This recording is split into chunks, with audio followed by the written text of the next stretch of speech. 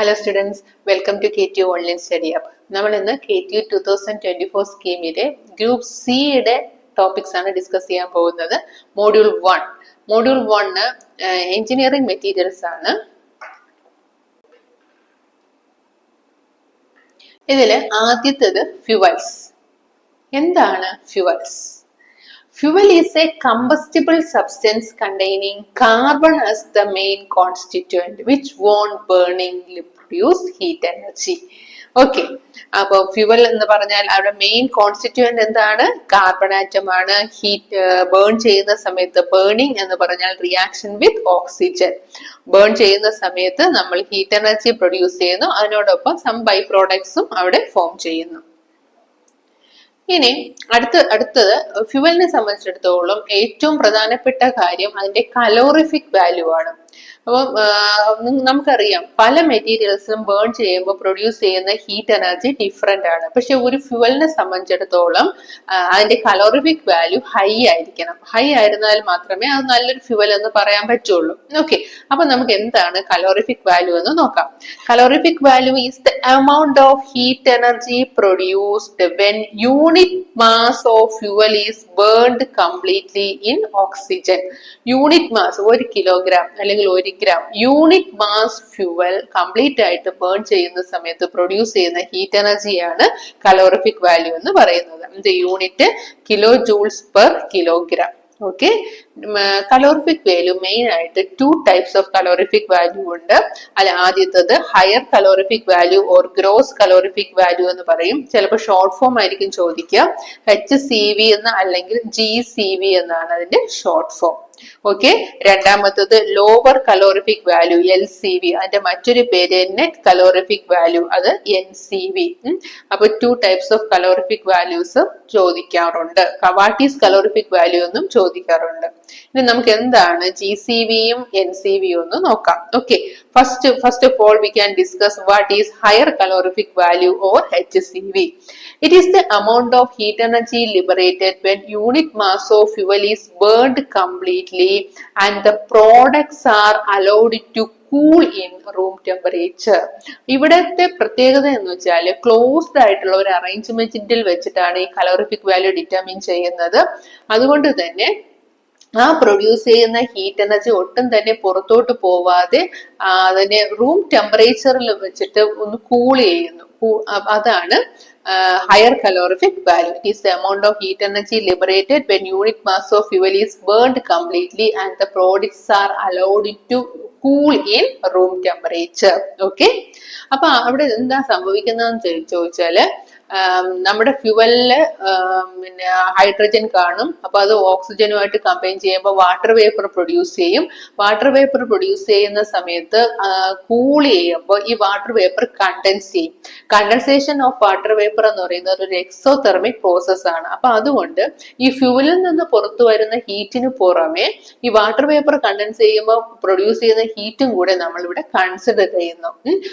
അതുകൊണ്ട് തന്നെ higher calorific value എന്ന് പറയുന്നത് കുറച്ച് ഹൈ ആയിരിക്കും. ഫ്യൂവലിന്റെ ലിബറേറ്റ് ചെയ്യുന്ന ഹീറ്റ് എനർജിക്ക് പുറമെ വാട്ടർ വേപ്പർ കണ്ടൻസ് ചെയ്യുമ്പോൾ ലിബറേറ്റ് ചെയ്യുന്ന ഹീറ്റ് എനർജിയും കൂടെ അവിടെ നമ്മൾ കൺസിഡർ ചെയ്യുകയാണ്. ഓക്കെ, അടുത്ത് ലോവർ കലോറിഫിക് വാല്യൂ എന്ന് പറയുമ്പോൾ നമ്മൾ ക്ലോസ്ഡ് ആയിട്ടുള്ള അറേഞ്ച്മെന്റിന് പകരം ഓപ്പൺ ആയിട്ടുള്ള ഒരു അറേഞ്ച്മെന്റിൽ വെച്ചിട്ടാണ് ഹയർ കലോറിഫിക് വാല്യൂ ഡിറ്റർമിൻ ചെയ്യുക. ലോവർ കലോറിഫിക് വാല്യൂ ഡിറ്റർമിൻ ചെയ്യുക.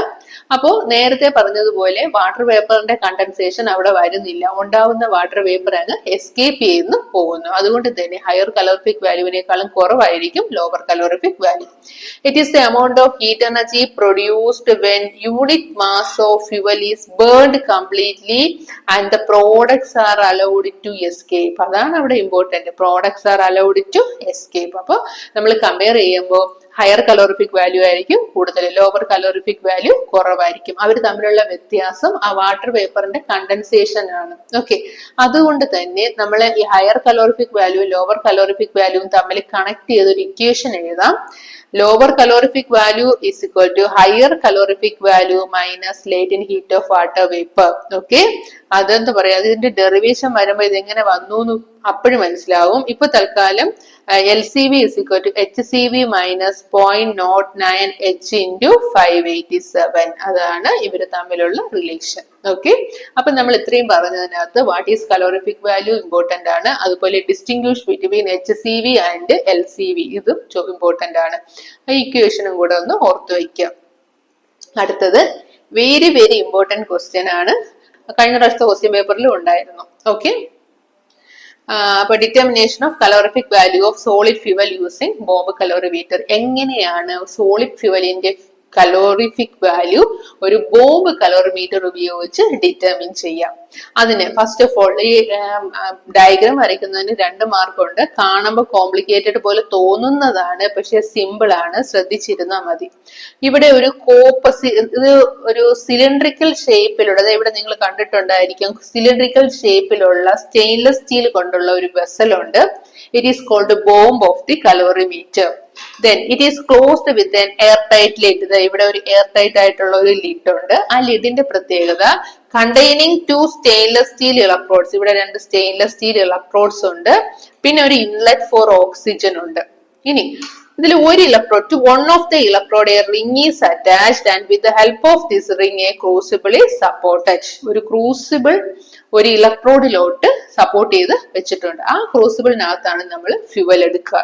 എന്നിട്ട് ഈ അറേഞ്ച്മെന്റിനെ കംപ്ലീറ്റ് ആയിട്ട് ഒരു കോപ്പർ കലോറിമീറ്ററിനകത്തോട്ട് ടിപ്പ് ചെയ്ത് വെച്ചിട്ടുണ്ട്, containing non amount of water. ഇതിനകത്ത് എടുത്തിട്ടുള്ള വെള്ളം എത്രയാണെന്ന് നമുക്ക് കൃത്യമായി അറിയാം. ഇവിടെ ടെമ്പറേച്ചർ മെഷർ ചെയ്യാൻ വേണ്ടിയിട്ട് ഒരു ബെക്ക്മാൻ തെർമോമീറ്റർ ഉണ്ട്. ഈ വാട്ടറിനെ കണ്ടിന്യൂസ് ആയിട്ട് സ്റ്റിർ ചെയ്യാൻ വേണ്ടിയിട്ട് ഒരു മാഗ്നറ്റിക് സ്റ്റിററും ഉണ്ട്. ഇതിന് പുറത്തായിട്ട് ഒരു എയർ ജാക്കറ്റും അതിന് സറൗണ്ട് ചെയ്ത് ഒരു വാട്ടർ ജാക്കറ്റും ഉണ്ട്. ഇനി എക്സ്പെരിമെന്റ് അല്ലെങ്കിൽ ഈ ഡിറ്റർമിനേഷൻ സ്റ്റാർട്ട് ചെയ്യുന്ന സമയത്ത് നമ്മളൊരു 6 വോൾട്ട് ബാറ്ററി ഇവിടോട്ട് കണക്ട് ചെയ്യുന്നു. ഓക്കെ, ഇത്രയുമാണ് അതിന്റെ ഇൻസ്ട്രുമെന്റേഷൻ എന്ന് പറയുന്നത്. അപ്പൊ നമ്മള് ഈ അറേഞ്ച്മെന്റ് എല്ലാം ചെയ്ത് വെച്ച ഉടനെ തന്നെ നമ്മൾ റീഡിങ് എടുക്കുന്നു. ടെമ്പറേച്ചർ ആണ് അവിടെ നോട്ട് ചെയ്യുന്നത്. ആ ടെമ്പറേച്ചറിനെ T1 എന്ന് പറയും. അതായത് നമ്മുടെ പ്രോസസ്സ് തുടങ്ങുന്നതിന് മുന്നേ ഉള്ള ടെമ്പറേച്ചർ T1. അതിനുശേഷമാണ് നമ്മളിവിടെ 6 വോൾട്ട് ബാറ്ററി കണക്ട് ചെയ്തത്. അപ്പൊ 6 വോൾട്ട് ബാറ്ററി കണക്ട് ചെയ്യുമ്പോഴത്തേക്കും burning of fuel occurs. Fuel burn ചെയ്യുന്നു, അവിടെ ഹീറ്റ് എനർജി ലിബറേറ്റ് ചെയ്യുന്നു. ഹീറ്റ് എനർജി ലിബറേറ്റ് ചെയ്യുമ്പോൾ ഇവിടെ കംപ്ലീറ്റ് ആയിട്ട് ഇവിടുത്തെ ടെമ്പറേച്ചർ കൂടുന്നു അല്ലെ. ആ ടെമ്പറേച്ചറിനെ നമ്മൾ മെഷർ ചെയ്യുന്നു യൂസിങ് ബെക്ക്മാൻ തെർമോമീറ്റർ. അതിനെ ഫൈനൽ ടെമ്പറേച്ചർ എന്ന് പറയും. T2 കൊണ്ട് നമ്മൾ റെപ്രസെന്റ് ചെയ്യും. ഓക്കെ, അടുത്ത് നമ്മൾ എടുത്ത ഫ്യൂവലിന്റെ മാസ് എന്ന് പറയുന്നത് x ഗ്രാം ആണ്. കോപ്പർ കലോറിമീറ്ററിനകത്ത് എടുത്ത വാട്ടറിന്റെ വെയിറ്റ് എന്ന് പറയുന്നത് W ഗ്രാം ആണ്.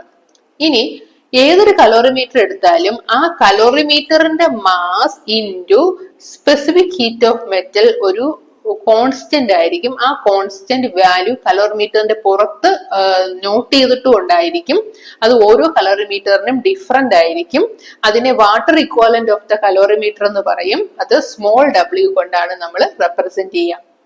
പിന്നെ ഞാൻ നേരത്തെ പറഞ്ഞു initial temperature T1, final temperature T2. നമ്മൾ 6 വോൾട്ട് ബാറ്ററി ആയിട്ട് കണക്ട് ചെയ്യുന്ന സമയത്ത് പിന്നെ ഹീറ്റ് എനർജി ലിബറേറ്റ് ചെയ്യുമെന്ന് പറഞ്ഞു.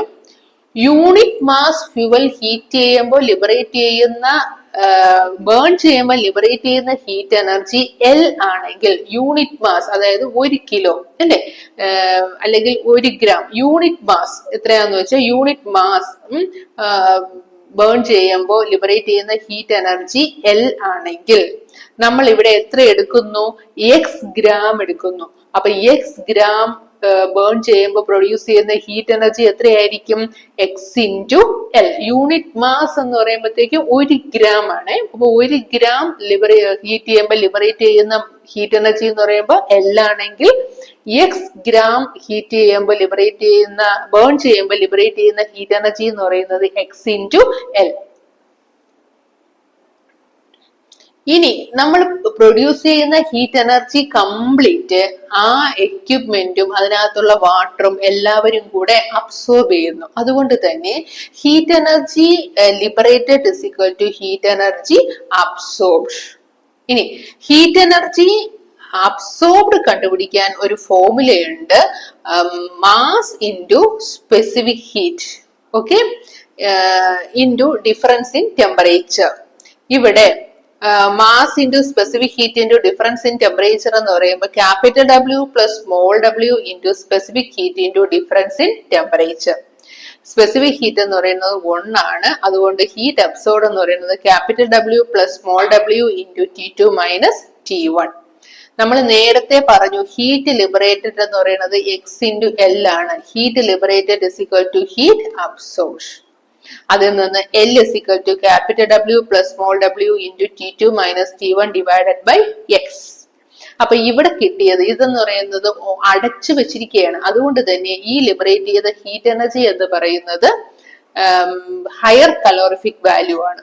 ഓക്കെ, അടുത്ത് ലോവർ കലോറിഫിക് വാല്യൂ കണ്ടുപിടിക്കണം. അതിന് നമ്മൾ അസ്യൂം ചെയ്യുകയാണ് let H B the percentage of hydrogen percent in the fuel. അത് നമ്മൾ അസ്യൂം ചെയ്തു. അങ്ങനെയാണെങ്കിൽ hydrogen percent in 1 gram fuel എന്ന് പറഞ്ഞാൽ എത്രയാണ്? 1 ഇൻറ്റു എച്ച് ബൈ 100. ഇവിടെ പെർസെന്റേജ് ആണ് അല്ലെ. അപ്പൊ hydrogen percent in 1 gram of fuel എന്ന് പറയുന്നത് 1 ഇൻറ്റു എച്ച് ബൈ 100. അടുത്ത നമ്മൾ സ്റ്റീം പ്രൊഡ്യൂസ് ചെയ്യുന്നത് ഹൈഡ്രജനും ഓക്സിജനും തമ്മിൽ കമ്പൈൻ ചെയ്യുമ്പോഴാണ്. ഈ ഇക്വേഷൻ അനുസരിച്ച് 2 ഗ്രാം ഹൈഡ്രജൻ ബേൺ ചെയ്യുമ്പോൾ ലിബറേറ്റ് ചെയ്യുന്ന ഹീറ്റ് എനർജി എന്ന് പറയുന്നത് 18 ഗ്രാം. ഈ 18 എങ്ങനെ വന്നു? ഹൈഡ്രജന്റെ മാസ് 1 പ്ലസ് 1 പ്ലസ് ഓക്സിജന്റെ മാസ് 16. അങ്ങനെയാണ് 18 ഗ്രാം വന്നത്. അപ്പൊ 2 ഗ്രാം 18 ഗ്രാം ആണെങ്കിൽ 1 ഗ്രാം ഹൈഡ്രജനിൽ നിന്ന് ലിബറേറ്റ് ചെയ്യുന്ന പ്രൊഡ്യൂസ് ചെയ്യുന്ന വാട്ടറിന്റെ മാസ് എന്ന് പറയുന്നത് 9 gram. Okay, so the weight of water vapor formed from H by 100 gram of hydrogen എന്ന് പറയുന്നത് ഈ 9 into H by 100. നമുക്കറിയാം ലേറ്റന്റ് ഹീറ്റ് ഓഫ് സ്റ്റീം എന്ന് പറയുന്നത് 587 ആണ്. അതൊരു കോൺസ്റ്റന്റ് വാല്യൂ ആണ്, നമുക്ക് നേരത്തെ അറിയാവുന്നതാണ്. അങ്ങനെയാണെങ്കിൽ latent heat of water vapour എന്ന് പറയുന്നത് 0.09 into 9H by 100. അതാണ് 0.09H into ഈ 587. ഓക്കെ, അങ്ങനെ വരുമ്പോ LCV is equal to HCV minus 0.09H into 587. Okay, ഇനി ഈ കാൽക്കുലേഷൻസ് ചെയ്യുന്ന സമയത്ത് ചില എററുകൾ ഉണ്ടാവാം. ആദ്യത്തേത്, നമ്മള് കലോറിമീറ്ററിന്റെ ഇൻസ്ട്രുമെന്റേഷൻ പറഞ്ഞ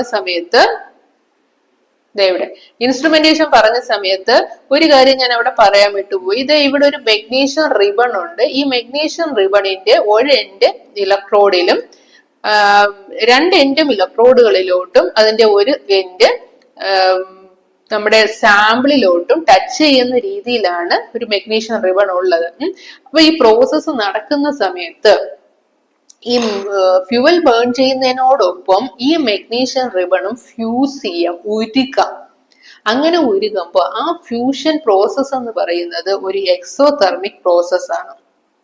ഹീറ്റ് എനർജി പുറത്തോട്ട് വിടുന്ന പ്രോസസ് ആണ്. അപ്പൊ നമ്മുടെ ഫ്യൂവലിൽ നിന്ന് പ്രൊഡ്യൂസ് ചെയ്യുന്ന ഹീറ്റ് എനർജിക്ക് പുറമെ ഈ മെഗ്നീഷ്യം റിബൺ ഫ്യൂസ് ചെയ്യുമ്പോൾ ലിബറേറ്റ് ചെയ്യുന്ന ഹീറ്റ് എനർജിയും കൂടെ ഇൻക്ലൂഡഡ് ആയി പോകും. അപ്പൊ അത് നമ്മൾ കുറയ്ക്കണം, സബ്സ്ട്രാക്ട് ചെയ്യണം. അപ്പൊ അതിനെ പറയുന്നതാണ് ഫ്യൂസ് വയർ കറക്ഷൻ എന്ന് പറയും. രണ്ടാമത്തത് ആസിഡ് കറക്ഷൻ. ആസിഡ് കറക്ഷൻ എന്ന് പറഞ്ഞാൽ നമ്മുടെ ഫ്യൂവലിൽ ആൾറെഡി ഹൈഡ്രജൻ കാണും. ബേൺ ചെയ്യുമ്പോൾ അവിടെ ഓക്സിജന്റെ പ്രസൻസിലാണ് ബേൺ ചെയ്യുന്നത്. ഇതിന് പുറമെ ഫ്യൂവലിനകത്ത് നൈട്രജൻ ഉണ്ടെന്നുണ്ടെങ്കിൽ ഇവര് കമ്പൈൻ ചെയ്ത് നൈട്രിക് ആസിഡ് പ്രൊഡ്യൂസ് ചെയ്യും. അതുപോലെ ഫ്യൂവലിൽ സൾഫർ ഉണ്ടെങ്കിൽ ഇവര് ബേൺ ചെയ്യുമ്പോൾ സൾഫ്യൂറിക് ആസിഡ് പ്രൊഡ്യൂസ് ചെയ്യും. ഈ പ്രൊഡക്ഷൻ ഓഫ് ആസിഡ് എന്ന് പറയുന്നത് ഒരു എക്സോതെർമിക് പ്രോസസ് ആണ്. അതായത് ഹീറ്റ് പുറത്തോട്ട് വിടും. അപ്പൊ ആ ഹീറ്റും കൂടെ ഇതിനകത്ത് ഇൻക്ലൂഡഡ് ആയി പോകും. അപ്പൊ അതിനെയും കൂടെ നമ്മൾ കുറയ്ക്കണം. അതിനെ ആസിഡ് കറക്ഷൻ എന്ന് പറയും. ഓക്കെ, ഇനി ഒന്ന് നമ്മള് അസ്യൂം ചെയ്യുന്നത് ക്ലോസ്ഡ് ആണ്. അതുകൊണ്ട് പുറത്തോട്ടൊന്നും ഹീറ്റ് എനർജി റേഡിയേറ്റ് ചെയ്ത് പോകുന്നില്ല എന്ന് നമ്മൾ അസ്യൂം ചെയ്യുന്നു. പക്ഷേ ചെറിയൊരു പെർസെൻറ്റേജ് ഹീറ്റ് എനർജി എസ്കേപ്പ് ചെയ്ത് പോകുന്നുണ്ട്. അപ്പൊ അത് നമുക്ക് കുറയുന്നു, നമ്മുടെ കാൽക്കുലേഷനിൽ ആ വാല്യൂ കുറയുന്നു അല്ലെ. അപ്പൊ അതുകൊണ്ട് ആ കൂളിംഗ് കുറക്ഷൻ നമ്മുടെ ടെമ്പറേച്ചറിന്റെ കൂടെ ആഡ് ചെയ്യേണ്ടതായിട്ടുണ്ട്. അങ്ങനെ 3 കറക്ഷൻസ് ഇൻക്ലൂഡ് ചെയ്യുമ്പോൾ നേരത്തെ ഫോർമുല ഈ രൂപത്തിലായിട്ട് മാറും.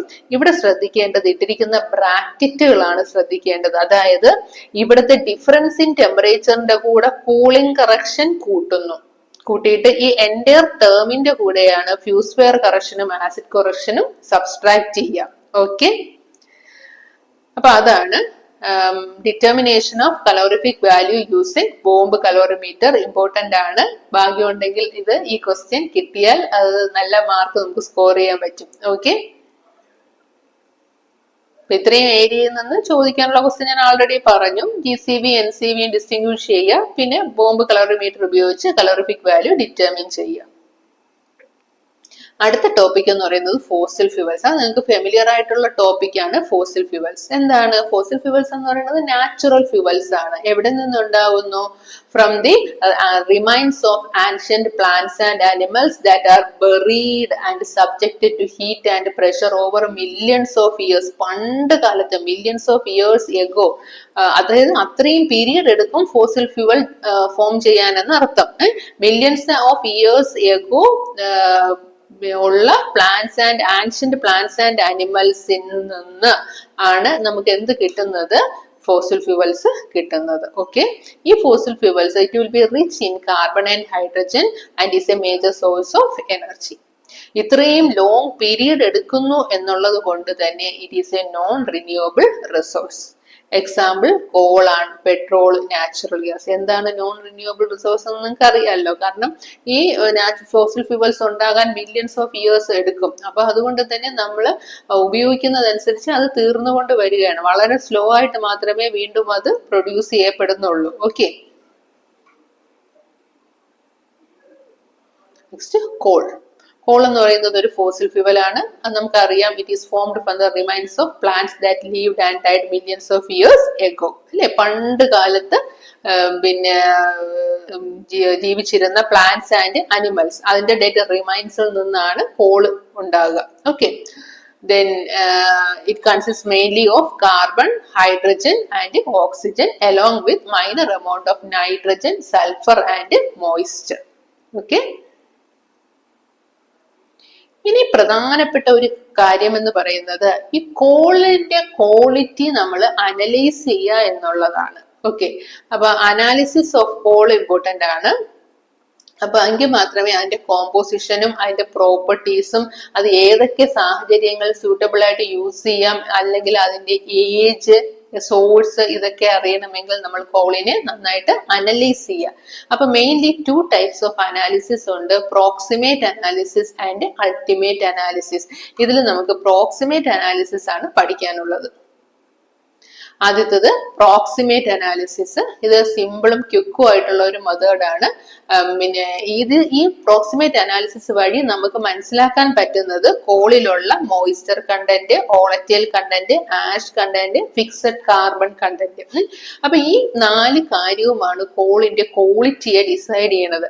അതുകൊണ്ട് ഇവരെ 4 മനസ്സിലാക്കുന്നത് വഴി നമുക്ക് ആ കോളിന്റെ ക്വാളിറ്റി അനലൈസ് ചെയ്യാൻ പറ്റും. ഇനി ഓരോന്നായിട്ട് നോക്കാം. ആദ്യത്തത് moisture content. Moisture content determine ചെയ്യാൻ വേണ്ടിയിട്ട് നമുക്ക് കിട്ടിയിട്ടുള്ള കോളിനെ നന്നായിട്ടൊന്ന് ഫൈൻലി ഡിവൈഡഡ് കോളാണ് നമ്മൾ എടുക്കുന്നത്, നന്നായിട്ട് പൊടിച്ചെടുക്കുന്നു. And it is heated in a silica or porcelain crucible. അതിനെ നമ്മൾ സിലിക്ക കൊണ്ടോ പോർസലിൻ കൊണ്ടോ ഉണ്ടാക്കിയ ഒരു ക്രൂസിബിളിൽ വെച്ച് ഹീറ്റ് ചെയ്യുന്നു. ഏത് ടെമ്പറേച്ചർ ആണ്? 105 to 110 ഡിഗ്രി സെൽഷ്യസ്. എത്ര സമയം? For 1 hour. എവിടെ വെച്ചിട്ടാ? In an electric oven. അതിനുശേഷം it is cooled and dried. അപ്പൊ ഈ ഇത്രയും പ്രോസസ്സ് കഴിയുമ്പോൾ നമുക്ക് എന്ത് മനസ്സിലാക്കാൻ പറ്റും? Percentage of moisture present in fuel. Using the formula, loss in weight into 100 divided by weight of coal taken. ആദ്യം നമ്മൾ എടുത്ത കോളിന്റെ വെയിറ്റ് നമുക്കറിയാം, ഇപ്പോഴത്തെ വെയിറ്റ് നമ്മൾ മെഷർ ചെയ്തു. അപ്പൊ അതിൽ നിന്ന് ലോസ് ഓഫ് വെയിറ്റ് നമുക്ക് മനസ്സിലാക്കാൻ പറ്റും. അതേ into 100 divided by weight of coal taken. Okay, അങ്ങനെ നമുക്ക് മോയ്സ്ചർ കണ്ടന്റ് മനസ്സിലാക്കാം. ആ മോയ്സ്ചർ കണ്ടന്റ് മനസ്സിലാക്കിയ ശേഷം ആ മോയ്സ്ചർ റിമൂവ് ചെയ്ത്, അപ്പൊ ഇപ്പൊ മോയ്സ്ചർ റിമൂവ് ആയി, ഹീറ്റ് ചെയ്തപ്പോ മോയ്സ്ചർ ഇല്ല ഇനി, ആ കോളിൽ നിന്റെയാണ് വോളറ്റൈൽ കണ്ടന്റ് നമ്മൾ ടെസ്റ്റ് ചെയ്യുക. അതിനു വേണ്ടി അവിടെ മോയ്സ്ചർ റിമൂവ് ചെയ്ത കോളിനെ നമ്മൾ എടുത്തു. then it is closed with a lid and it is heated in a muffled furnace. muffled furnace വെച്ചിട്ടാണ് നമ്മൾ ഹീറ്റ് ചെയ്യുക. എത്ര ടെമ്പറേച്ചർ? 950 degree Celsius.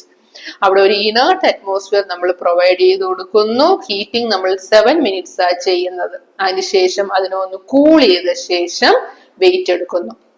അപ്പോൾ എത്ര വെയിറ്റ് ആണ് കുറഞ്ഞതെന്ന് നമ്മൾ മനസ്സിലാകും. ആ loss in weight into 100 divided by weight of coal taken, അതാണ് volatile content.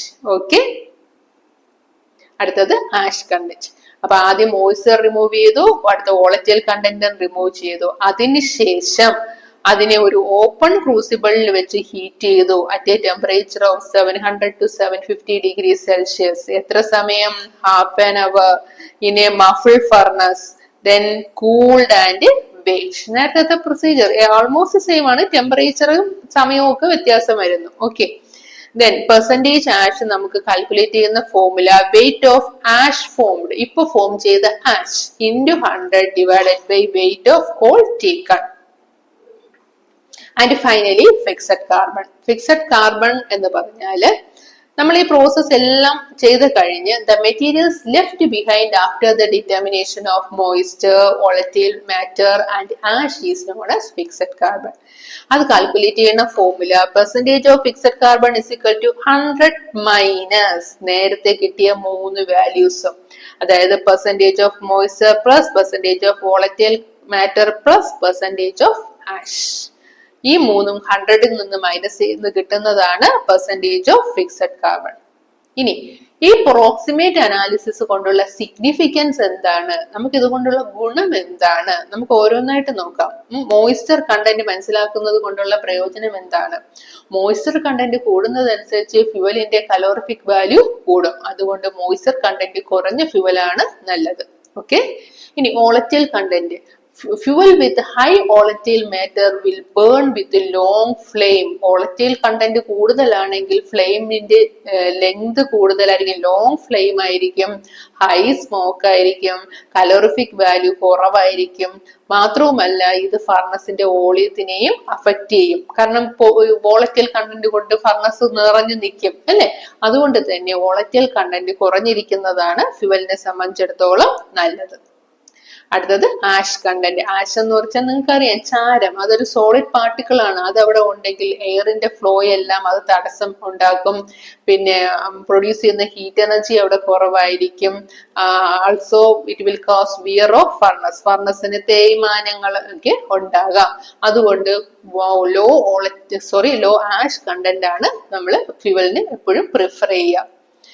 And finally, the last one is the percentage of fixed carbon. Higher the percentage of fixed carbon, greater is the calorific value and better quality of fuel. So, this is significance of proximate analysis. അടുത്തത് knocking. എന്താണ് knocking? നിങ്ങൾ കേട്ടിട്ടുണ്ടായിരിക്കാം ചില വണ്ടികളിൽ ഭയങ്കര sound ആയിരിക്കും, പ്രത്യേകിച്ച് പഴയ വണ്ടികളിൽ സൗണ്ട് കൂടുതലായിരിക്കും, പുതിയ വണ്ടികളിൽ കമ്പാരിറ്റീവ്ലി സൗണ്ട് കുറവായിരിക്കും. അപ്പൊ എന്താണ് നോക്കിംഗ്? നോക്കിംഗ് എന്ന് പറയുന്നത് it is a sharp metallic sound similar to rattling of hammer. ചുറ്റുകല്ല് കൊണ്ട് അടിക്കുന്നത് പോലെയുള്ള ഷാർപ്പായിട്ടുള്ള മെറ്റാലിക് സൗണ്ട് ആണ് നോക്കിംഗ്. ഇനി നോക്കിങ്ങിന് കാരണം എന്താണ്? Premature ignition of air fuel mixture. Premature, അത് നേരത്തെ കൂട്ടി കത്തുന്നതാണ് നോക്കിങ്ങിന് കാരണം. Next term is cetane number. എന്താണ് സീറ്റേൻ നമ്പർ? സീറ്റേൻ നമ്പർ എന്തിനാണെന്ന് ചോദിച്ചാൽ ഫ്യുവലിന്റെ ക്വാളിറ്റി മനസ്സിലാക്കാൻ വേണ്ടിയിട്ടാണ് സീറ്റേൻ നമ്പർ നമ്മൾ കാൽക്കുലേറ്റ് ചെയ്യുക. അതെന്താണ്? It is the percentage of ആരുടെയൊക്കെ cetane present in a mixture of cetane and 1-methyl naphthalene. സീറ്റേനും 1-methyl naphthalene കൂടെ ഇരിക്കുന്ന മിക്സ്ചറിൽ എത്ര പെർസെന്റേജ് സീറ്റേൻ ഉണ്ട്? അതാണ് സീറ്റേൻ നമ്പർ എന്ന് പറയുന്നത്. ഓക്കെ, ഇനി ഈ സീറ്റേൻ നമ്പർ കൂടുന്നതനുസരിച്ച് shorter will be the ignition delay and smoother will be the engine operation. അതേസമയം ലോവർ സീറ്റേൻ നമ്പർ വന്നു കഴിഞ്ഞാൽ longer ignition delay, rough running and knocking. Okay, അടുത്ത ടേം എന്ന് പറയുന്നത് ഒക്ടേൻ നമ്പർ ആണ്. Octane number is the percentage of isooctane. എവിടെ? In a mixture of isooctane and normal heptane. ഐസോഒക്ടേനും normal ഹെപ്റ്റേനും കൂടെ ഉള്ള ഒരു മിക്സ്ചറിൽ എത്ര പെർസെന്റേജ് ഐസോഒക്ടേൻ ഉണ്ട്?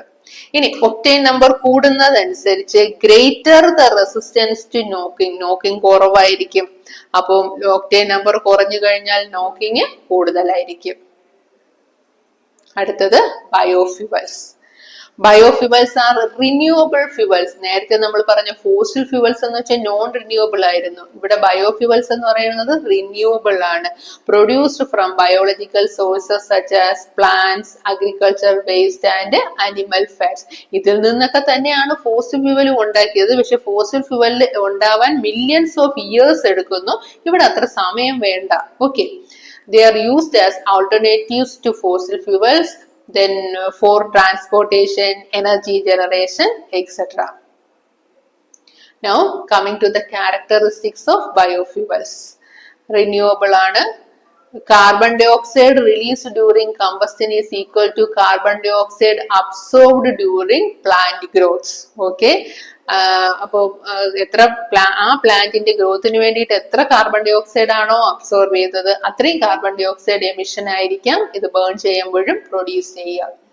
അതുകൊണ്ട് തന്നെ ഗ്രീൻ ഹൗസ് ഗ്യാസ് എമിഷൻ കുറവാണ്, എക്കോ ഫ്രണ്ട്ലി ആണ്, decompose naturally without causing major pollution. Okay, then usually have less energy per unit volume than fossil fuels. പക്ഷെ എനർജി കുറവാണ്. അതാണ് ബയോഫ്യൂവൽസിന്റെ ഒരു ഫോസിൽ ഫ്യൂവലുമായിട്ട് കമ്പയർ ചെയ്യുമ്പോൾ ഉള്ള ഒരു പ്രശ്നം എന്ന് പറയുന്നത് less energy per unit volume ആണ്. Next is characteristics of biofuels. Biofuels contain more oxygen than petroleum fuels. Oxygen content കൂടുതലാണ്, സൾഫർ എമിഷൻ കുറവാണ്, അതുകൊണ്ട് തന്നെ ആസിഡ് റെയിന്റെ റിസ്ക് കുറവാണ്. ഇനി biofuels can be used in diesel engine with little or no modification. Diesel എഞ്ചിൻസിലൊക്കെ നമുക്ക് biofuels use ചെയ്യാൻ പറ്റും. Okay, next is biodiesel. Biodiesel എന്ന് ആ പേര് കേട്ടിട്ട് അത് ഡീസലിന്റെ അതേ സ്വഭാവം എന്ന് നമ്മൾ വിചാരിക്കേണ്ട, വ്യത്യാസമുണ്ട്. ബയോഡീസൽ എന്ന് പറയുന്നത് ഒരു റിന്യൂവബിൾ റിസോഴ്സസ് ആണ്, ബയോഡീഗ്രേഡബിൾ ആണ്, it is made from natural oils and fats. അതുപോലെ തന്നെ ഡീസൽ എന്നുള്ള പേരുണ്ടെങ്കിൽ പോലും it is a non petroleum based fuel ആണ്. It is used as an alternative to diesel. എന്നാൽ ഡീസലിന് ഓൾട്ടർനേറ്റീവ് ആയിട്ട് യൂസ് ചെയ്യാൻ പറ്റും ഇൻ കംപ്രഷൻ ഇഗ്നിഷൻ എൻജിൻസ്. എങ്ങനെയാണ് നമ്മൾ ബയോഡീസൽ പ്രൊഡ്യൂസ് ചെയ്യുന്നത്? ബയോഡീസൽ പ്രൊഡ്യൂസ് ചെയ്യുന്നത് എവിടെ നിന്നാണ്? റാപ്സീഡ് ഓയിലിൽ നിന്നോ റബ്ബർ സീഡിൽ നിന്നോ ആണ് നമ്മൾ ബയോഡീസൽ പ്രൊഡ്യൂസ് ചെയ്യുക. ആദ്യം ഈ സീഡിനെ നന്നായിട്ടൊന്ന് ക്രഷ് ചെയ്യുന്നു, then heated at 100 degrees Celsius in presence of methanol. Okay, ആ സമയത്ത് ബയോഡീസലിനോടൊപ്പം ഗ്ലിസറോളും കൂടെ ബൈ പ്രോഡക്റ്റ് ആയിട്ട് നമുക്ക് കിട്ടുന്നു. Now coming to the advantages of biodiesel. It reduces the dependence of fossil fuel. Okay, fossil ഫ്യൂവലിനോ അതിന്റെ ഡിപ്പെൻഡൻസ് അല്ലെങ്കിൽ ഡീസലിന്റെ ഡിപ്പെൻഡൻസ് കുറയ്ക്കുന്നു. ഗ്രീൻ ഹൗസ് എമിഷൻ കുറവാണ്, അതുകൊണ്ട് തന്നെ നോൺ ടോക്സിക് ആണ്, ബയോഡിഗ്രേഡബിൾ ആണ്. It can be used in existing diesel engines. Diesel എഞ്ചിനിൽ നമുക്ക് ഡീസൽ യൂസ് ചെയ്യുന്നത് പോലെ തന്നെ അധികം മോഡിഫിക്കേഷൻ ഒന്നും വരുത്താതെ തന്നെ യൂസ് ചെയ്യാം. Next is green hydrogen. Green hydrogen എന്ന് പറഞ്ഞാൽ ഹൈഡ്രജൻ ഗ്യാസ് തന്നെയാണ്. ഹൈഡ്രജൻ ഗ്യാസ് പ്രൊഡ്യൂസ് ചെയ്യുന്നത് from the electrolysis of water. വാട്ടറിനെ ഇലക്ട്രോളിസ് ചെയ്യുമ്പോൾ എന്തൊക്കെ ഉണ്ടാവും? ഹൈഡ്രജനും ഓക്സിജനും ഉണ്ടാവും. അപ്പൊ ഈ ഇലക്ട്രോളിസിസ് ഓഫ് വാട്ടർ വഴി പ്രൊഡ്യൂസ് ചെയ്യുന്ന ഈ ഹൈഡ്രജനെ തന്നെയാണ് ഗ്രീൻ ഹൈഡ്രജൻ എന്ന് പറയുന്നത്. ഇതൊരു ഫ്യൂവൽ ആണ്. ഓക്കെ, ഇവിടെ hydrogen is produced at cathode and oxygen at anode. കാഥോഡിലാണ് ഈ ഹൈഡ്രജൻ പ്രൊഡ്യൂസ് ചെയ്യുക, ആനോഡിലാണ് ഓക്സിജൻ പ്രൊഡ്യൂസ് ചെയ്യുക. ഈ as a result of this process carbon dioxide ഒന്നും പ്രൊഡ്യൂസ് ചെയ്യുന്നില്ല, അതുകൊണ്ട് ഗ്രീൻ ഹൗസ് ഇഫക്റ്റിനൊന്നും കാരണമാകുന്നില്ല. ഓക്കെ, ഗ്രീൻ ഹൈഡ്രജന്റെ ആപ്ലിക്കേഷൻസ് എന്ന് പറയുന്നത് it is used as a fuel for hydrogen fuel cell vehicles, then ഏതൊക്കെയാ, car, bus, trucks, train etcetera. അതുപോലെ ഏവിയേഷൻ ഫ്യൂവൽ ആയിട്ട് യൂസ് ചെയ്യുന്നുണ്ട്, ഇലക്ട്രിസിറ്റി ജനറേഷന് വേണ്ടിയിട്ട് യൂസ് ചെയ്യുന്നുണ്ട്, stores surplus renewable energy from solar, wind, etc. for later use. Okay, then it replaces coke, coal, etc. Then used in the production of ammonia, methanol, fertilizers, etc. It reduces the dependence of fossil fuels. അപ്പം green ഹൈഡ്രജന്റെ കണ്ടുപിടിക്കുന്നതോടുകൂടി fossil ഫ്യൂവലിന്റെ dependence കുറയ്ക്കും.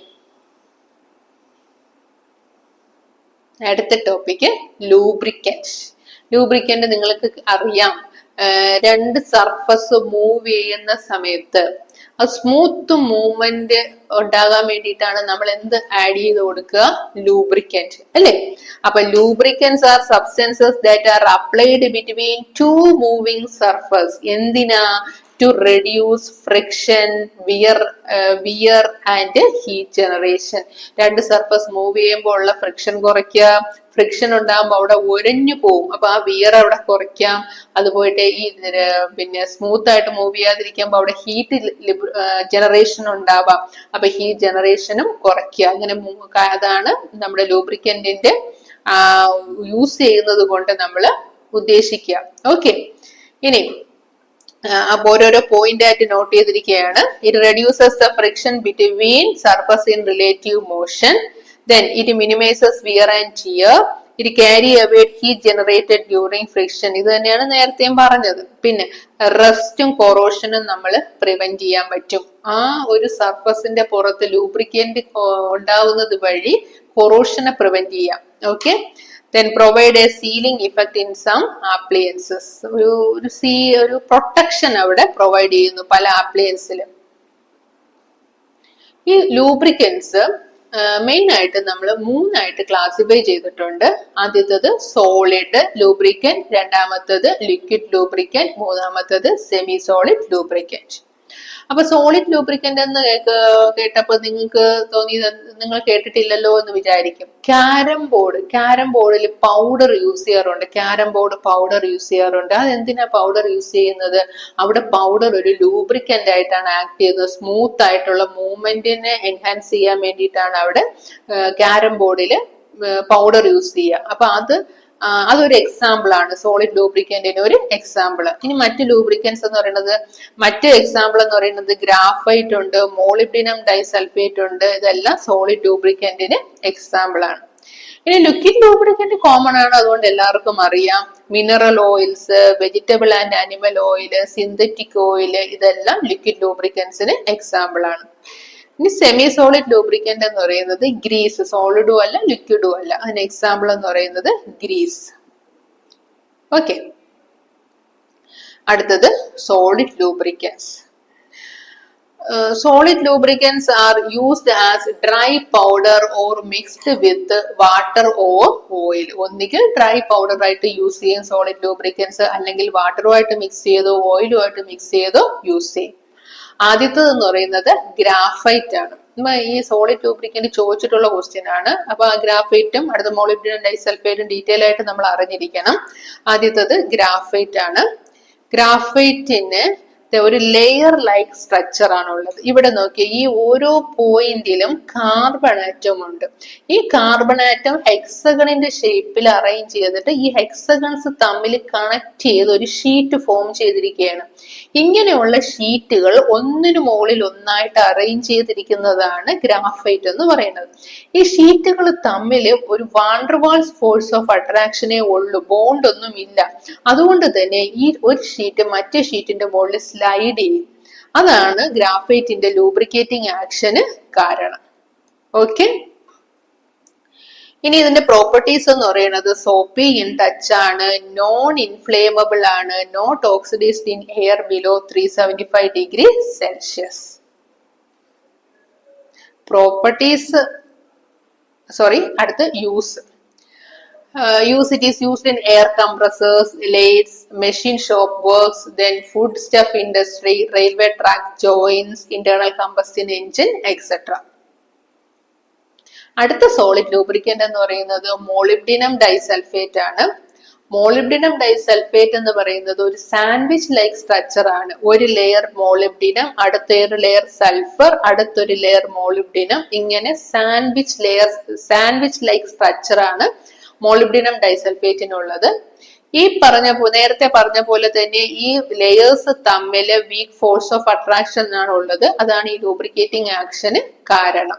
Okay, ഇവിടുത്തെ coefficient of friction low ആണ്. Low coefficient of friction ആണ് and is stable in air up to 400 degree celsius. 400 degree celsius വരെ, അതായത് ഇത്രയും high temperature വരെയും നമുക്ക് യൂസ് ചെയ്യാൻ പറ്റും. Next is advantages of solid lubricants. Solid lubricants such as graphite and molybdenum can withstand high temperature. Extremely high temperature use ചെയ്യാൻ പറ്റും. Okay, അപ്പൊ എക്സ്ട്രീംലി ഹൈ ടെമ്പറേച്ചർ ആണെങ്കിലും അത് ഡീകമ്പോസ് ചെയ്യില്ല. രണ്ടാമത്തത് it can be used in vacuum, then radiation ഉള്ള സ്ഥലങ്ങളില്, then high or low pressure കണ്ടീഷൻസില് എല്ലാം നമുക്ക് യൂസ് ചെയ്യാൻ പറ്റും. നോർമൽ ആയിട്ടുള്ള ലിക്വിഡ് ലൂബ്രിക്കന്റ് യൂസ് ചെയ്യാൻ പറ്റാത്ത ഇത്തരം സാഹചര്യങ്ങളിലെല്ലാം നമുക്ക് സോളിഡ് ലൂബ്രിക്കൻസ് യൂസ് ചെയ്യാൻ പറ്റും. ഇനി ഹെവി ലോഡ് ഉള്ള സ്ഥലങ്ങളിലും നമുക്ക് സോളിഡ് ലൂബ്രിക്കൻസ് യൂസ് ചെയ്യാൻ പറ്റും. Many solid lubricants are inert and do not react with chemical gases or moisture. അതുകൊണ്ടും സോളിഡ് ലൂബ്രിക്കൻസ് കൂടുതലായിട്ട് പ്രിഫർ ചെയ്യുന്നു, ഇനേർട്ട് നേച്ചർ കൊണ്ട്. അടുത്തത് സെമി സോളിഡ് ലൂബ്രിക്കന്റ്, അതായത് സോളിഡും അല്ല ലിക്വിഡും അല്ല, അത്തരം ലൂബ്രിക്കന്റ് ആണ് സെമി സോളിഡ് ലൂബ്രിക്കന്റ് എന്ന് പറയുന്നത്. അത് ജെൽ ലൈക്ക് ഫോം ആയിരിക്കും. It is thicker than oil but softer than solid lubricants. Okay, അതുകൊണ്ട് തന്നെ അത് കറക്റ്റ് ആ പൊസിഷനിൽ തന്നെ അപ്ലൈ ചെയ്യുന്ന പൊസിഷനിൽ അവിടെ തന്നെ അത് ഇരിക്കും. ഇറ്റ് ഈസ് ഒബ്റ്റൈൻഡ്, എങ്ങനെ നമുക്ക് സെമി സോളിഡ് ലൂബ്രിക്കന്റ് പ്രൊഡ്യൂസ് ചെയ്യാം? It is obtained by the saponification of fat with alkali like sodium hydroxide. It is produced by saponification of ഫാറ്റിന്റെ saponification with alkali like sodium hydroxide മാത്രമല്ല പല ആൽക്കലീസും അവിടെ use ചെയ്യുന്നു. Followed by adding hot lubricating oil under agitation. അതിനുശേഷം അവിടോട്ട് ആരെ add ചെയ്യുന്നു? ഹോട്ട് ആയിട്ടുള്ള ലൂബ്രിക്കേറ്റിംഗ് ഓയിൽ, അതായത് ലിക്വിഡ് ലൂബ്രിക്കന്റിനെ ആഡ് ചെയ്യുന്നു. അങ്ങനെയാണ് നമ്മൾ സെമി സോളിഡ് ലൂബ്രിക്കന്റ് പ്രിപ്പയർ ചെയ്യുക.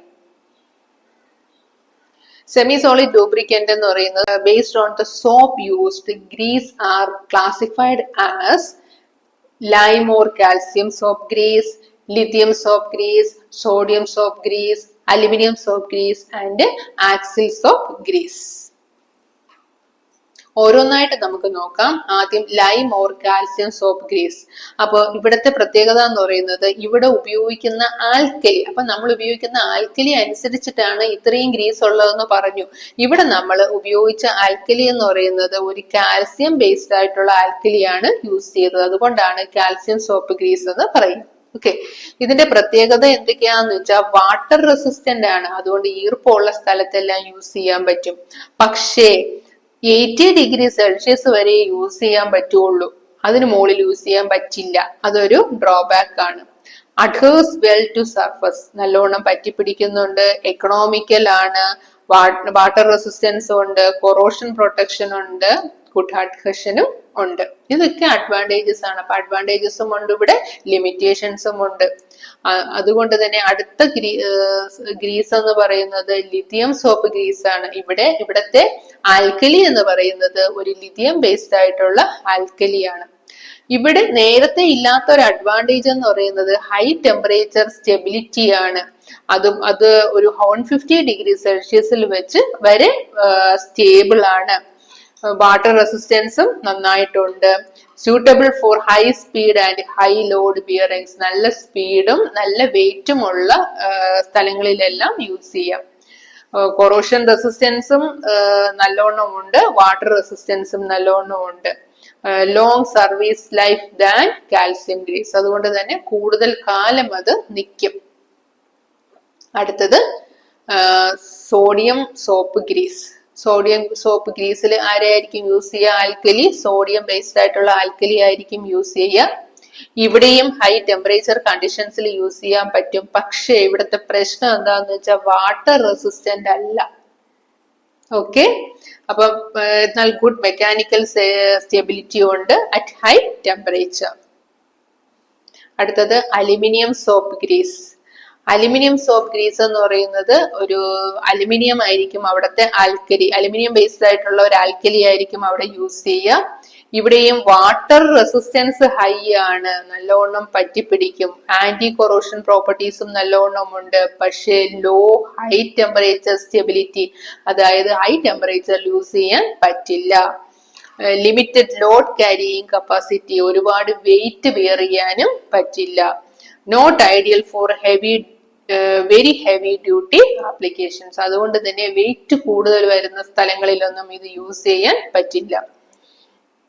Can soften at high speeds or under high mechanical shear. Speed കൂടിയാലും അവിടെ ലൂബ്രിക്കന്റ് സോഫ്റ്റൻ ആയി പോകും. അടുത്തത് axle grease. Axle grease is a semi-solid lubricant used to reduce friction and wear between moving parts, especially in vehicle and machinery. Main ആയിട്ട് നമുക്ക് അവിടെയാണ് വേണ്ടത് അല്ലെ, വെഹിക്കിൾസിലും മെഷീനറീസിലും ഒക്കെ യൂസ് ചെയ്യുന്ന സെമി സോളിഡ് ലൂബ്രിക്കന്റ് ആണ് axle grease. It is thicker than liquid lubricant like oil. നമുക്കറിയാം സ്വാഭാവികമായും ഗ്രീസ് എന്ന് പറയുമ്പോൾ തിക്കർ ദാൻ ലൂബ്രിക്കേറ്റിംഗ് ഓയിൽ ആയിരിക്കും. നമ്മൾ എവിടെയാണോ അപ്ലൈ ചെയ്യുന്നത് അത് അവിടെ തന്നെ, എത്ര ഹാർഷ് കണ്ടീഷൻ ആണെങ്കിലും അത് ആ കറക്റ്റ് പ്ലേസിൽ തന്നെ ആയിരിക്കും. വാട്ടർ റെസിസ്റ്റന്റും ആണ്. Next one is liquid lubricant. Semi solid lubricant എല്ലാം കഴിഞ്ഞു, അടുത്തത് ലിക്വിഡ് ലൂബ്രിക്കന്റ്. അപ്പൊ ലിക്വിഡ് ലൂബ്രിക്കന്റ് ആണ് നമ്മൾ കോമൺ ആയിട്ട് യൂസ് ചെയ്യുന്ന ലൂബ്രിക്കന്റ് അല്ലെ. അത് ഫ്ലൂയിഡ് സ്റ്റേറ്റിലായിരിക്കാം. സാധാരണ ലൂബ്രിക്കന്റ് പോലെ തന്നെ it reduces friction, that fear between moving surface. They flow easily and it can spread over surface. നല്ലോണം ഫ്ലോ ചെയ്യുന്നത് കൊണ്ട് തന്നെ സർഫസ് മുഴുവൻ പെട്ടെന്ന് സ്പ്രെഡ് ചെയ്യും. പിന്നെ എന്തൊക്കെയാണ് അവിടെ അതുകൊണ്ടുള്ള advantages? Provides cooling, then cleaning. ഇതെല്ലാം ആ സർഫസ് ഒന്ന് ക്ലീൻ ചെയ്യും. കൂളിംഗ് ആയിട്ടുള്ള ഒരു അറ്റ്മോസ്ഫിയർ അവിടെ പ്രൊവൈഡ് ചെയ്യും. അങ്ങനത്തെ അഡ്വാൻറ്റേജസ് കൂടെ നമ്മുടെ ലിക്വിഡ് ലൂബ്രിക്കന്റിന് ഉണ്ട്. നേരത്തെ പറഞ്ഞതുപോലെ തന്നെ ലിക്വിഡ് ലൂബ്രിക്കന്റും 3 ടൈപ്സ് ഉണ്ട്. ആദ്യത്തത് മിനറൽ ഓയിൽ ബേസ്ഡ് ലൂബ്രിക്കന്റ്, രണ്ടാമത്തത് സിന്തറ്റിക് ലൂബ്രിക്കന്റ്, മൂന്നാമത്തത് animal and vegetable oil based lubricant. ഇനി നമുക്ക് ആദ്യത്തത് നോക്കാം, vegetable and animal based lubricant. അത് എവിടെ നിന്നായിരിക്കും കിട്ടുന്ന? ഫ്രം പ്ലാന്റ്സ് ആൻഡ് ആനിമൽസ് അല്ലെ. അതുകൊണ്ട് തന്നെ it is the commonly used lubricant ആണ്. അപ്പൊ ഇവിടത്തെ ഓയിലിനെസ് എന്ന് പറയുന്നത് നല്ല ഓയിൽനെസ് ആണ്. അതുകൊണ്ട് തന്നെ it absorbs on metallic surface. പക്ഷെ പ്രശ്നം എന്താന്ന് വെച്ചാൽ it decompose at high temperature. മാത്രവുമല്ല it undergo oxidation, forming acidic hydrolysed products. അത് അധിക സമയം വെച്ചിരുന്നു കഴിഞ്ഞാൽ ഓക്സിഡൈസ് ചെയ്തിട്ട് അസിഡിക് ആയിട്ടുള്ള ഹൈഡ്രോളൈസ്ഡ് പ്രോഡക്ട്സ് അവിടെ ഫോം ചെയ്യും. അതിന് പുറമെ when coming in contact with air it gets thickened. എയറിൽ തുറന്നു വെച്ച് കഴിഞ്ഞാൽ അത് കട്ടി പിടിക്കും. കട്ടി പിടിക്കുന്നത് കൊണ്ട് തന്നെ സ്മൂത്ത് മൂവ്മെന്റ് അവിടെ പോസിബിൾ അല്ലാതെ വരും. അപ്പൊ ഇവിടെയും പോസിറ്റീവ് സൈഡും ഉണ്ട്, നെഗറ്റീവ് സൈഡും ഉണ്ട്. അടുത്തത് മിനറൽ ഓയിൽസ്. മിനറൽ ഓയിൽ എവിടെ നിന്ന് കിട്ടും? During the fractional distillation of petroleum. പെട്രോളിയത്തിന്റെ ഫ്രാക്ഷണൽ ഡിസ്റ്റിലേഷൻ വഴിയാണ് നമുക്ക് മിനറൽ ഓയിൽ കിട്ടുക. അതുകൊണ്ട് തന്നെ ചീപ്പാണ്, അവൈലബിൾ ഇൻ അബണ്ടൻസ് ആണ്, സ്റ്റേബിൾ അണ്ടർ സർവീസ് കണ്ടീഷൻ. നമ്മുടെ നോർമൽ ആയിട്ടുള്ള സർവീസ് കണ്ടീഷനിലെല്ലാം സ്റ്റേബിൾ ആണ്. പക്ഷേ ഓയിലിനെസ് കുറവാണ്, ഓയിലിനെസ് തീരെ കുറവാണ്. Which can be increased by adding oleic acid, stearic acid etcetera. അപ്പൊ ആ ഓയിലിനെസ് കൂട്ടാൻ വേണ്ടിയിട്ട് നമ്മൾ ഒലീക് ആസിഡ്, സ്റ്റീറിക് ആസിഡ് ഒക്കെ ആഡ് ചെയ്യേണ്ടതായിട്ട് ഉണ്ട്.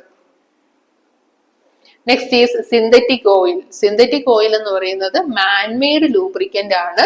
സിന്തറ്റിക് ഓയിൽ എന്ന് പറയുന്നത് അത് ബെറ്റർ സ്റ്റെബിലിറ്റി ഉണ്ട്, ബെറ്റർ പെർഫോമൻസ് ഉണ്ട്, and protection compared to mineral oils. Mineral ഓയിൽസുമായിട്ട് കമ്പയർ ചെയ്യുമ്പോൾ advantage better stability, better performance and better protection. Okay,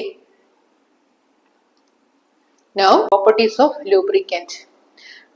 അത് ലൂബ്രിക്കന്റിന് എന്തൊക്കെ പ്രോപ്പർട്ടി നമ്മൾ മനസ്സിലാക്കി കഴിഞ്ഞാൽ നമുക്ക് നമുക്ക് ആവശ്യമുള്ള സാഹചര്യത്തിൽ ആ ലൂബ്രിക്കന്റ് ആപ്റ്റ് ആണോ എന്നുള്ളത് മനസ്സിലാക്കാൻ പറ്റുമെന്നുള്ളതാണ്. അതിലാദ്യം നമ്മൾ ചെക്ക് ചെയ്യുക വിസ്കോസിറ്റി ഇൻഡെക്സ് ആണ്. വിസ്കോസിറ്റി ഇൻഡെക്സ് എന്താണെന്ന് നോക്കുന്നതിന് മുമ്പ് വിസ്കോസിറ്റി എന്താണെന്നുള്ളത് മനസ്സിലാക്കണം. എന്താണ് viscosity? Viscosity is the resistance to the flow of a liquid. ഒരു ലിക്വിഡ് ഫ്ലോ ചെയ്യുന്നതിന് ആ ലിക്വിഡ് മോളിക്യൂൾസ് തന്നെ എക്സേർട്ട് ചെയ്യുന്ന ഒരു റെസിസ്റ്റൻസിനെയാണ് വിസ്കോസിറ്റി എന്ന് പറയുന്നത്. നമ്മൾ 3 ലിക്വിഡ് കൺസിഡർ ചെയ്യുകയാണ്. സാധാരണ വെള്ളം, കോക്കനട്ട് ഓയിൽ, നെയ്, ഗീ. അപ്പം ഇത് 3 ഒഴുകുന്നത് നിങ്ങളൊന്ന് ചിന്തിച്ചു നോക്കിയേ. വെള്ളമാണെങ്കിൽ സ്പീഡിൽ ഒഴുകും, എണ്ണ കുറച്ചും കൂടെ സ്ലോ ആണ്, നെയ് വരുമ്പോ വീണ്ടും സ്ലോ ആണ്. അതായത് ഇവരുടെ 3 പേരുടെയും വിസ്കോസിറ്റി ഡിഫറെന്റ് ആണ്. നമ്മുടെ പ്യുവർ വാട്ടർ എന്ന് പറയുമ്പോഴത്തേക്കും വിസ്കോസിറ്റി തീരെ കുറവാണ്. കോക്കനട്ട് ഓയിലിൽ വിസ്കോസിറ്റി കുറച്ചുകൂടെ കൂടുന്നു, ഗീ വരുമ്പോ വീണ്ടും കൂടുന്നു. അപ്പൊ ഈ റെസിസ്റ്റൻസിനെയാണ് നമ്മൾ വിസ്കോസിറ്റി എന്ന് പറയുന്നത്. ഈ വിസ്കോസിറ്റി ടെമ്പറേച്ചർ കൂടുന്നതനുസരിച്ച് കുറയുന്നു. അപ്പൊ ടെമ്പറേച്ചർ കൂടുന്നതനുസരിച്ച് വിസ്കോസിറ്റി എത്ര സ്പീഡിലാണ് കുറയുന്നത് എന്നുള്ളതിനെയാണ് വിസ്കോസിറ്റി ഇൻഡെക്സ് എന്ന് പറയുന്നത്. It is the measure of lubricants viscosity change with temperature. Temperature കൂടുന്നതനുസരിച്ച് എത്ര പെട്ടെന്നാണ് വിസ്കോസിറ്റിക്ക് ചേഞ്ച് ഉണ്ടാകുക, അതാണ് viscosity index. A higher viscosity index means viscosity index കൂടുതൽ എന്ന് പറഞ്ഞാൽ viscosity changes less with temperature. ചൂടാക്കുന്നതനുസരിച്ച് വിസ്കോസിറ്റി വളരെ പതുക്കെയേ മാറുന്നുള്ളൂ എങ്കിൽ വിസ്കോസിറ്റി ഇൻഡെക്സ് ഹൈ എന്ന് പറയാം.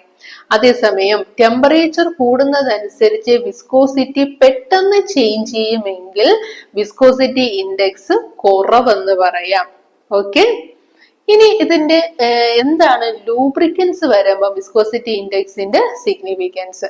അപ്പൊ oils with high viscosity index perform better when compared to oils with low viscosity index. Okay, ഇനി നമ്മൾ എങ്ങനെയാണ് വിസ്കോസിറ്റി ഇൻഡെക്സ് മെഷർ ചെയ്യുക? മെഷർ ചെയ്യാൻ വേണ്ടിയിട്ട് നമുക്ക് ഏതൊരു ലൂബ്രിക്കന്റിന്റെ ആണോ വിസ്കോസിറ്റി ഇൻഡെക്സ് മെഷർ ചെയ്യേണ്ടത് അതിന്റെ വിസ്കോസിറ്റി മെഷർ ചെയ്യുക. Let it be U. Okay, ഇനി ഏതെങ്കിലും ഒരു ലോ വിസ്കസ് ആയിട്ടുള്ള ലൂബ്രിക്കന്റിന്റെ വിസ്കോസിറ്റി നമ്മൾ മെഷർ ചെയ്യുക. Let it be L. ഇനി ഒരു ഹൈ വിസ്കോസിറ്റി ഉള്ള ഇൻഡെക്സ് ഉള്ള ഒരു ലൂബ്രിക്കന്റിന്റെ വിസ്കോസിറ്റി മെഷർ ചെയ്യുക. Let it be H. അപ്പൊ നമുക്ക് 3 വാല്യൂസ് കിട്ടി, യു, എൽ, എച്ച്. ഈ 3 കിട്ടിക്കഴിഞ്ഞാൽ വിസ്കോസിറ്റി ഇൻഡെക്സ് കാൽക്കുലേറ്റ് ചെയ്യാനുള്ള ഫോർമുല എന്താ? L minus U divided by L minus H into 100. Next is flash point and fire point. അപ്പൊ ഈ flash point and fire point കണ്ടുപിടിക്കുന്നതിന്റെ സിഗ്നിഫിക്കൻസ് എന്താന്ന് ചോദിച്ചാല്, ഇപ്പൊ ഹൈ ടെമ്പറേച്ചറിലേക്ക് ചില ലൂബ്രിക്കൻസ് കത്താനുള്ള സാധ്യതയുണ്ട്. അപ്പൊ അത് നമുക്കൊരു പ്രത്യേക സിറ്റുവേഷനിൽ നമുക്ക് സേഫ് ആയിട്ട് യൂസ് ചെയ്യാൻ പറ്റുമോ ഇല്ലയോ എന്നുള്ളത് മനസ്സിലാക്കുക. അതിനാണ് നമ്മൾ ഫ്ലാഷ് പോയിന്റും ഫയർ പോയിന്റും ഡിറ്റർമിൻ ചെയ്യുക. അപ്പൊ ഇത് ഡിറ്റർമിൻ ചെയ്യുക ലൂബ്രിക്കന്റിനെ ഹീറ്റ് ചെയ്തിട്ടാണ്. ലൂബ്രിക്കന്റിനെ നമ്മൾ സ്ലോലി ഹീറ്റ് ചെയ്യുന്നു. ഹീറ്റ് ചെയ്യുന്ന സമയത്ത് ഓരോ 1 ഡിഗ്രി സെൽഷ്യസ് ടെമ്പറേച്ചർ റൈസ് ചെയ്യുമ്പോഴും നമ്മൾ ഒരു മാച്ച് സ്റ്റിക്ക്, ലൈറ്റൻഡ് മാച്ച് സ്റ്റിക്ക്, കത്തിച്ച തീപ്പെട്ടി കൊള്ളി അതിനകത്തോട്ട് ഇൻട്രൊഡ്യൂസ് ചെയ്യുമ്പോൾ ആദ്യം എല്ലാം ഈ മാച്ച് സ്റ്റിക്ക് അണഞ്ഞു പോകും. അപ്പൊ നിങ്ങൾ തന്നെ ശ്രദ്ധിച്ചിട്ടുണ്ടായിരിക്കാം, കോക്കനട്ട് ഓയിലില് നമ്മൾ തീപ്പെട്ടി ഉരച്ച് കാണിച്ചാൽ അത് അണഞ്ഞു പോവേ ഉള്ളൂ. അതേസമയം നല്ല തിളച്ച് നിൽക്കുന്ന അതേ കോക്കനട്ട് ഓയിൽ തന്നെ നല്ല തിളച്ചിരിക്കുകയാണ്. അതിനകത്തോട്ടാണ് നമ്മൾ തീപ്പെട്ടി കൊള്ളി കത്തിച്ചത് കാണിക്കുകയാണെങ്കിൽ അത് കത്തിപ്പിടിക്കും അല്ലെ. അതായത് ഒരു പർട്ടിക്കുലർ ടെമ്പറേച്ചറിന് എബോവ് ലൂബ്രിക്കന്റ് ബേൺ ചെയ്യുമെന്ന് അർത്ഥം അല്ലെ, കത്തുമെന്ന് അർത്ഥം. അപ്പൊ ഫ്ലാഷ് പോയിന്റ് എന്ന് പറഞ്ഞാല് it is the lowest temperature at which the lubricant can produce enough vapors that ignite for a moment. അപ്പോൾ ഒരു ലൂബ്രിക്കന്റ് ഒരു മൊമെന്റ് ജസ്റ്റ് ഒന്ന് കത്തി അണയുന്നു. ആ മിനിമം ടെമ്പറേച്ചറിനെയാണ് ഫ്ലാഷ് പോയിന്റ് എന്ന് പറയുന്നത്. വീണ്ടും നമ്മൾ ഹീറ്റിംഗ് കണ്ടിന്യൂ ചെയ്തുകൊണ്ടിരിക്കുകയാണ്. മാച്ച് സ്റ്റിക്ക് ഇടയ്ക്കിടയ്ക്ക് ഇൻട്രൊഡ്യൂസ് ചെയ്തുകൊണ്ടിരിക്കുന്നു. ഏതൊരു ടെമ്പറേച്ചറിൽ വെച്ചാണോ ലൂബ്രിക്കന്റ് ഒരു 5 സെക്കൻഡ് വരെ കത്തിയിട്ട് അണഞ്ഞത്, ആ ടെമ്പറേച്ചർ ആണ് ഫയർ പോയിന്റ്. എപ്പോഴും ഫയർ പോയിന്റ് ഫ്ലാഷ് പോയിന്റിനേക്കാളും 5 to 40 degree Celsius higher. Next is cloud point and pour point. ഇത് cloud point and pour point determine ചെയ്യുന്നത് ലൂബ്രിക്കന്റിനെ തണുപ്പിച്ചുകൊണ്ടാണ്. അപ്പൊ ലൂബ്രിക്കന്റിന്റെ ടെമ്പറേച്ചർ നമ്മൾ ഗ്രാജുവലി കുറയ്ക്കുമ്പോൾ നിങ്ങൾ കണ്ടിട്ടുണ്ടാവും തണുപ്പ് സമയത്ത് എണ്ണ കട്ട പിടിച്ചിരിക്കും അല്ലെ. നല്ല തണുപ്പാണെങ്കിൽ കട്ട പിടിച്ചിരിക്കും. ചെറിയ തണുപ്പാണെങ്കിൽ എണ്ണയുടെ കളർ ഒന്ന് ചേഞ്ച് ആയി ഒരു വൈറ്റ് കളർ അല്ലെങ്കിൽ ഒരു ക്ലൗഡി അപ്പിയറൻസ് കാണിക്കും അല്ലെ. അപ്പൊ നമ്മൾ ലൂബ്രിക്കന്റിന്റെ സ്ലോലി ടെമ്പറേച്ചർ കുറച്ചുകൊണ്ട് വരുമ്പോ ഏതൊരു ടെമ്പറേച്ചറിൽ വെച്ചാണോ ലൂബ്രിക്കന്റ് ഒരു ക്ലൗഡി അപ്പിയറൻസ് കാണിക്കുന്നത്, ആ ടെമ്പറേച്ചർ ക്ലൗഡ് പോയിന്റ്. ഇനി ഏതൊരു ടെമ്പറേച്ചറിൽ വെച്ചാണോ ലൂബ്രിക്കന്റ് സീസസ് ടു ഫ്ലോ, ഒഴുകാതിരിക്കുന്നത്, അതായത് കട്ട പിടിക്കുന്നത്, ആ ടെമ്പറേച്ചർ ആണ് പോർ പോയിന്റ്. അടുത്തത് അനിലീൻ പോയിന്റ്. അനിലീൻ പോയിന്റ് എന്ന് പറഞ്ഞാൽ നമ്മുടെ ലൂബ്രിക്കന്റും അനിലീനും ഈക്വൽ ഓളിയം എടുക്കുമ്പോഴത്തേക്കും നമ്മൾ വെള്ളവും എണ്ണയും തമ്മിൽ മിക്സ് ചെയ്താൽ എങ്ങനെയിരിക്കും? രണ്ടും 2 ലെയർ ആയിരിക്കും അല്ലെ. അതുപോലെ നമ്മുടെ ലൂബ്രിക്കന്റും അനിലീനും കൂടെ മിക്സ് ചെയ്താൽ രണ്ടും 2 ലെയർ ആയിട്ട് നിൽക്കും. അത് നമ്മൾ ഹീറ്റ് ചെയ്ത് കഴിഞ്ഞാൽ അത് ഒറ്റ ലെയർ ആവും, ഡിസോൾവ് ആവും, ഹോമോജീനിയസ് ആവും. വീണ്ടും നമ്മൾ സ്ലോലി കൂളി ചെയ്താല് ഒരു പ്രത്യേക ടെമ്പറേച്ചർ എത്തുമ്പോൾ ഇവർ രണ്ടും വീണ്ടും 2 ലെയർ ആയിട്ട് തന്നെ സെപ്പറേറ്റഡ് ആവും. ആ ടെമ്പറേച്ചറിനെയാണ് അനിലീൻ പോയിന്റ് എന്ന് പറയുന്നത്. അപ്പൊ the aniline point is the minimum temperature at which equal volume of aniline and the oil are completely miscible. Okay, then it is used to estimate the aromatic content of hydrocarbon fuels. Aniline point കുറവെന്ന് പറഞ്ഞാൽ അതിന്റെ അർത്ഥം aromatic content കൂടുതൽ. Aniline point കൂടുതലെങ്കിൽ അതിന്റെ അർത്ഥം അതിന്റെ paraffin content കൂടുതലെന്ന്. ഓക്കെ,